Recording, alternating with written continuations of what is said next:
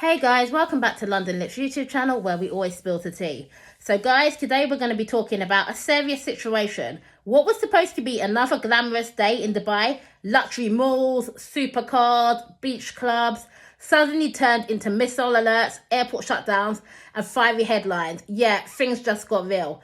Today we're unpacking the crazy situation in Dubai, missiles, explosions and a whole lot of chaos, and yet Iran's name is all over the headlines, so let's dive in. I also think it's important for us to look at some of the people who have encouraged people to make the move to Dubai, telling people they could be living a much more glamorous and a better lifestyle. So first of all, guys, here's the tea. Tension in the Middle East has absolutely been simmering for weeks. But recently, it went from simmering to explosive after a major US and Israel military strike hit Iran. It hit pretty hard, guys, right? Iran fired back, not quietly. We're talking missiles, drones, heading across the Gulf towards major cities. And guess what? One of those cities, that's right, Dubai. Yes, that's right, it was Dubai. So people in Dubai thought it was a celebration at first. They thought it was fireworks. They were like, ooh, is that a celebration I missed? But they had not missed anything. It was missiles and it was real ones. Reports are saying Dubai International Airport got hit, luxury hotels, think Burj Al Arab and think Palm Jumeirah resorts.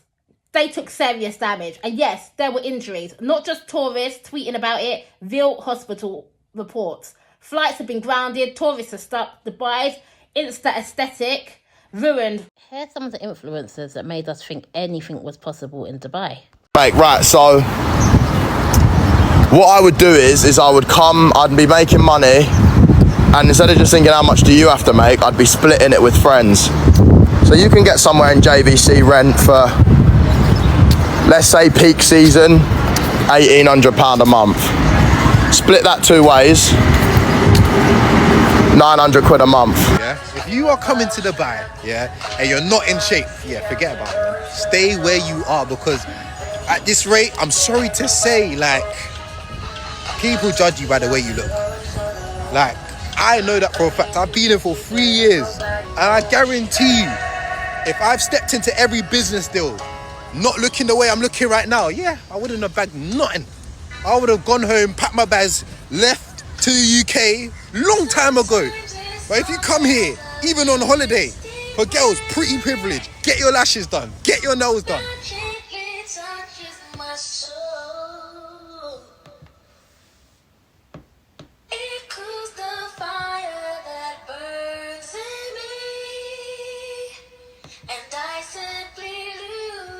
I'm a family of 6. That's literally all we've got, all we're taking, everything we have in suitcases. That's how we're starting in Doobie Whackers, man. What a memory. This is mental, absolutely mental. To Dubai with your wife and kids. Honestly, it's one of the best decisions I've ever made. The weather's always sunny, which is excellent when you have kids. But sometimes I do miss my family and friends who are back home. But a housekeeper Doris reminds me of home with a Ghanaian jollof, which hits the belly each time. I would 100% recommend Dubai to anyone who's considering moving. Only con is it's very easy to get distracted with all the fun. So You have to level up. If you don't level up, you're screwed. Business owners and also entrepreneurs, listen, if you don't level up out here, you are fucked with a capital F. According to sources, Iran is basically saying, you hit us first and we will hit back. So this wasn't random, this was retaliation, and Dubai just got caught up in it because of their alliances. Dubai isn't actually at war or anything, but it's the government is strategically aligned with countries Iran isn't super happy with. So in Iran's mind, boom. Here's where it gets wilder. Dubai's air defences were reportedly going off like fireworks on New Year's Eve. They're intercepting missiles, but even with the fallout from intercepts causing damage.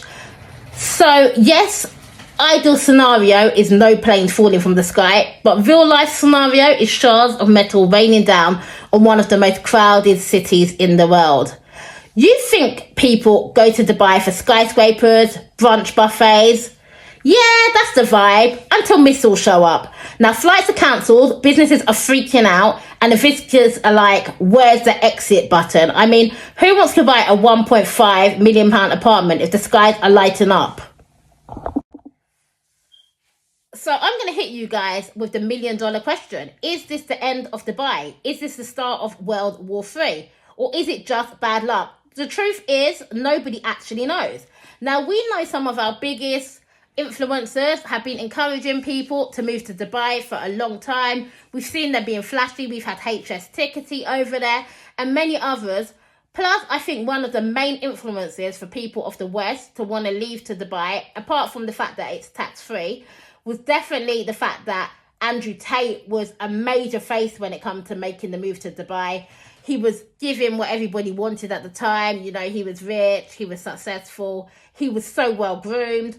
And a lot of men, especially males, I would say, aspired to be like Andrew Tate. They wanted the success of him. They wanted his look. That's why so many guys got so obsessed with looks maxing. It's because they had an obsession with wanting to improve themselves and become an Andrew Tate, making millions, living in Dubai, driving fast cars, spending time with beautiful women. This was something that a lot of people aspired to. They thought the lifestyle looked amazing.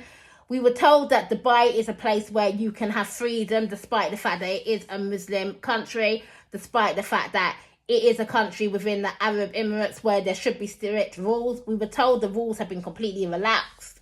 Why? Because they wanted the inflood of tourists, they wanted the worldwide wealth, and no people, well, I won't say no people, but a lot of people from, you know, Western society wouldn't want to come and live there if they thought they would have to stick to such strict rules. So the rules were relaxed, you know, and people were like, this is the place to be if you want to be spending big money, growing in business, becoming wealthy, living the luxury dream. But now people are feeling like, is it as safe as they were told in the beginning? Is there the freedom of speech and the freedom that people for? And I think that was questioned, actually, even when we had... I think we all really questioned it when Marcus Fakana was jailed. He was a 19-year-old who was jailed for having a relationship with a girl who was, at the time, a few months younger than him. And I think... obviously, rest in peace to Marcus, because we know he's since passed away. But I think we questioned the rules over there right then, because right here in the UK, if you're in the same year group as someone at school, you're both over a certain age, there's a couple of months between you, there's no way that boy would have been in jail for a year. He pretty much did not commit a crime. So I think we questioned the rules even then, but people were so driven by the luxury lifestyle, the fast cars, the quick money, the ability to even be able to show off, even to be able to say, look at me, I live in Dubai. People have made the move and they instantly think, wow, this person has made it, like their life is set. They're going everywhere because the whole country is built on the fact that people believe you go over there, and if you've left the West and you've gone to live there, you're living a luxury lifestyle. So people crave that. Everybody wants to be rich. Everybody wants to have unlimited wealth, drive fast cars, have, you know, attractive people hanging off. This is something that a lot of people desire, and people felt like this was the place to go there and be able to actually have this lifestyle. So no matter how many different cases came out that were questionable, people were still willing to make the move because they so badly wanted to live this dream lifestyle. I think we all feel the same when it comes to this. Like, we're all praying that everybody makes it out of this okay. We're praying for the families who have lost people. Nobody deserves to be caught up in a tragedy like this. So guys, Dubai, the city of luxury, it just had this intense wake-up call, missiles, retaliation, chaos, and nobody expected this to be the next big trending crisis. You know, we're all shocked, we're all sad, and we all just want war and conflict around the world to just end. Nobody needs to die over power or money, not in 2026.